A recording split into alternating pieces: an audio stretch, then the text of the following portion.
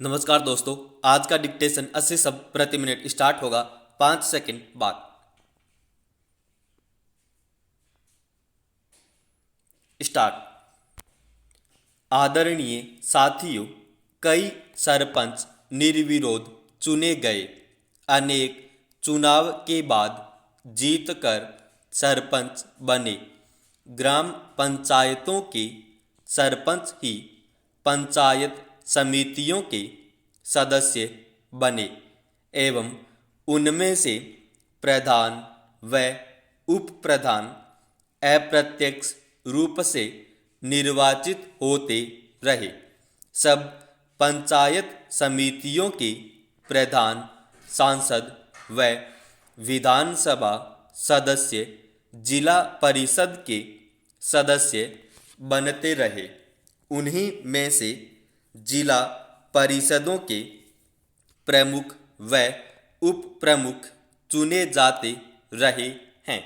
न केवल राजस्थान राज्य में ही अपितु देश के अधिकांश राज्यों में पंचायती राज व्यवस्था की स्थापना के आरंभ वर्षों में इन संस्थाओं ने ग्रामीण विकास की दिशा में अच्छे परिणाम दिए, लेकिन कुछ वर्षों बाद किन्हीं कारणों की वजह से पंचायती राज संस्थाएं अपने सौंपे गए उत्तरदायित्व को सही ढंग से निष्पादित करने में असमर्थ दिखाई देने लगी, अर्थात ये संस्थाएं अपेक्षित परिणाम देने में असफल रहीं।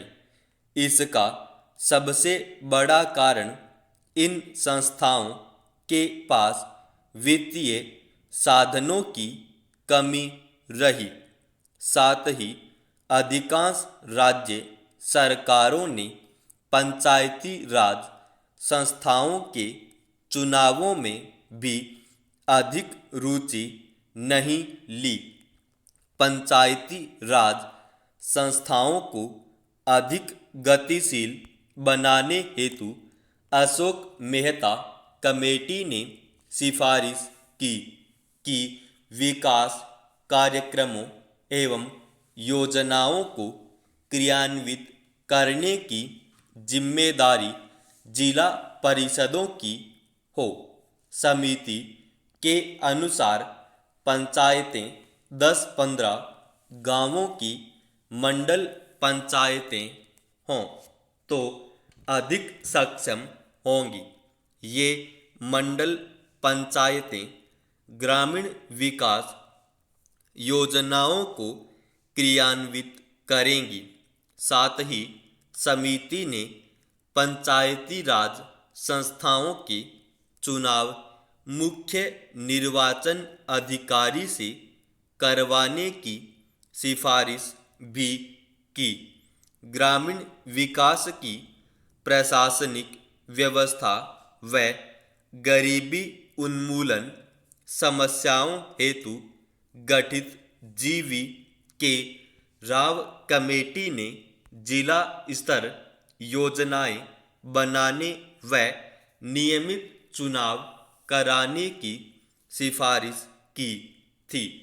देश की पंचायत राज व्यवस्था को सुदृढ़ व पुनर्जीवित करने हेतु गठित डॉक्टर लक्ष्मी मल सिंघवी कमेटी ने ग्राम पंचायतों को अतिरिक्त वित्तीय साधन देकर अधिक सक्षम बनाने पर बल दिया तथा साथ ही पंचायती राज संस्थाओं को संवैधानिक मान्यता दिए जाने पर भी विशेष बल दिया।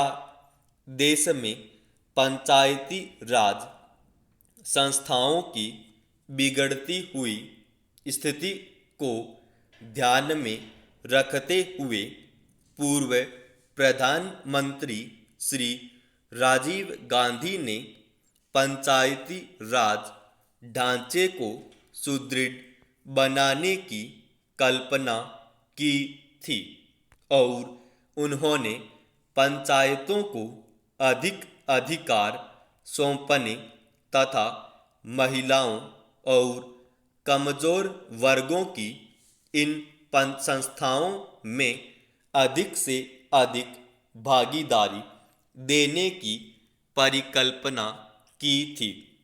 हमारे वर्तमान प्रधानमंत्री के प्रयासों से अब यह संभव हो पाया है कि इस संबंध में शुरू किए गए प्रयासों तथा राष्ट्रपिता महात्मा गांधी जी के ग्राम स्वराज के स्वप्न को साकार बनाने की दृष्टि से संविधान में 73वें संशोधन की कुछ महत्वपूर्ण बातों का जिक्र करना चाहूँगा।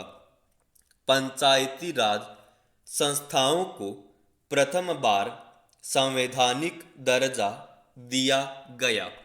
सभी राज्यों में पंचायती राज की त्रिस्तरीय पद्धति लागू की गई, लेकिन जिन राज्यों की जनसंख्या 20 लाख से कम है वहाँ बीच के स्तर की इकाई गठित करने की मर्जी राज्य सरकारों पर छोड़ी गई है।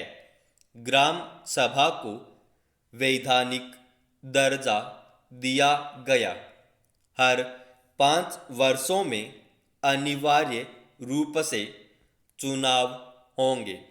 चुनावों की व्यवस्था एक स्वतंत्र चुनाव आयोग करवाएगा। समाप्त।